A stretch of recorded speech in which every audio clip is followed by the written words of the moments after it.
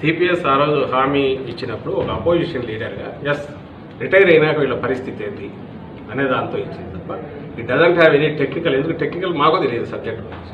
So ఇప్పుడు ఇక్కడ వచ్చి చూస్తే అన్ని రకాల ఫైనాన్స్ కానీ ఎకానమిస్ట్ కానీ దట్ ఈస్ గోయింగ్ టు అసలు ఎంటైర్ బడ్జెట్ అంతా కూడా సరిపోయట్లేదు. ఫిగర్స్ కూడా ఉన్నాయి.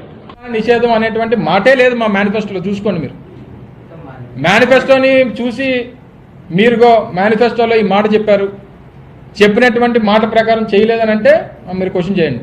మేము మా ప్రభుత్వం వచ్చినాక గత 5 ఏళ్లలో చిత్తశుద్ధితో రాజధాని నిర్మాణం చేసే స్తోమత మనకు లేదని చెప్పి అన్ని విధాలా అభివృద్ధి చెందిన నగరం విశాఖని ఎగ్జిక్యూటివ్ క్యాపిటల్గా పరిపాలనా రాజధానిగా చేద్దామని చేస్తే కొన్ని న్యాయపరమైన ఇబ్బందులు సృష్టించారు. న్యాయపరంగా ఇబ్బందులు కూడా ఎదుర్కొంటున్నాం కూడా ఈరోజు.